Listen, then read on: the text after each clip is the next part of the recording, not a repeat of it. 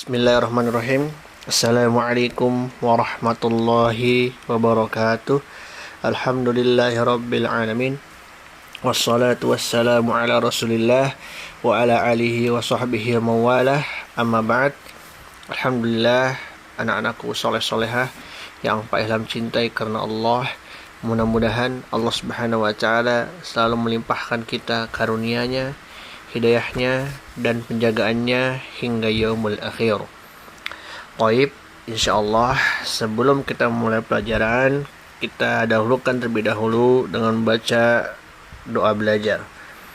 Allahumma anfa'ni bima 'allamtani wa 'allimni ma yanfa'uni wa zidni 'ilman. Allahumma faqihna fid din. Allahumma inni a'udzu bika min ilmi la yanfa'.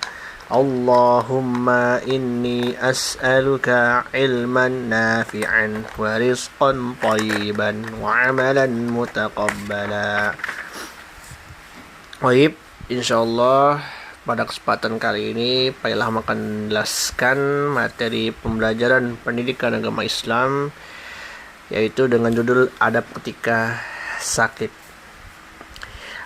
Manusia tidak akan pernah terlepas dari namanya musibah. Musibah adalah bencana atau malapetaka yang menimpa manusia. Terkadang membawa kerugian, terkadang membawa manfaat, tergantung kondisi dan situasinya. Baik kerugian dari sisi jiwa maupun dari segi harta benda. Orang yang tidak beriman akan bersedih hati dan berputus asa ketika menghadapi musibah.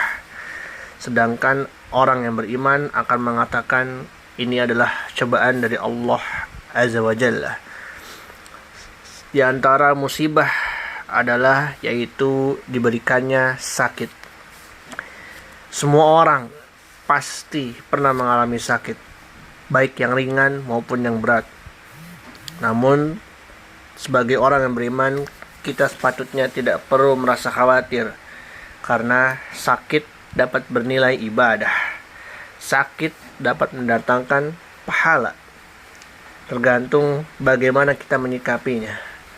Berikut adalah cara menjaga adab-adab ketika sedang sakit agar bernilai sebuah pahala. Yang pertama, bersabar dan yakin bahwa sakit merupakan ujian dari Allah. Yang kedua, tidak mengeluhkan sakit kepada sesama manusia. Yang ketiga, tidak berputus asa dan terus memanjatkan doa agar diberi kekuatan oleh Allah. Yang keempat, berdoa seperti doa yang diajarkan Rasulullah SAW. Allahumma rabban nasi azhibil ba'sa ishfi anta syafi' la shifaa illa shifa'uk shifaan la yughadiru saqaman. Yang artinya, ya Allah Rabb sekalian manusia, hilangkanlah ujian ini dan sembuhkanlah aku. Engkau Allah yang maha penyembuh, tak ada dapat menyembuhkan selain Engkau, dengan kesembuhan yang tidak meninggalkan penyakit apapun setelahnya. Yang kelima, berusaha dengan berobat kepada ahlinya. Kita masuk kepada adab terhadap orang yang sakit. Setiap muslim wajib menunaikan hak-hak sesama muslim. Di antaranya adalah menjenguk orang saudara kita yang sakit. Dalam menjenguk juga ada adab-adab yang harus kita perhatikan. Di antaranya agar dalam menjenguk kita mendapatkan rahmat dan pahala dari Allah. Yang pertama adalah membesarkan hatinya dengan kata-kata, insyaallah engkau akan sembuh baik-baik saja. Yang kedua, menasihatinya agar selalu ingat kepada Allah. Yang ketiga, membantunya sesuai kemampuan kita. Yang keempat, tidak bercanda atau melakukan perbuatan yang mengganggu dan menyakitinya.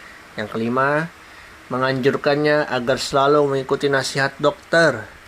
Yang keenam, mendoakannya agar segera sembuh. Di antara doanya adalah yang diajarkan oleh Rasulullah SAW, la ba'sa tahurun insyaallah Allahu yasfik.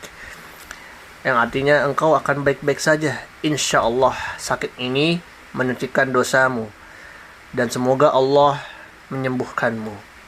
Yang ketujuh, segera pulang agar tidak mengganggu istirahatnya kecuali jika kita diminta untuk menemaninya.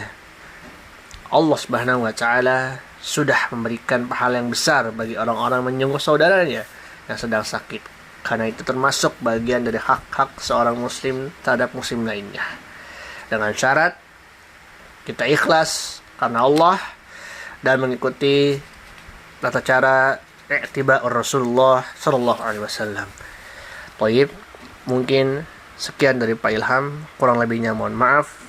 Yang benar hanya milik Allah Subhanahu wa taala, yang salah datang dari pribadi Pak Ilham dan syaitan. Wabillahi taufiq wal hidayah. Assalamualaikum warahmatullahi wabarakatuh.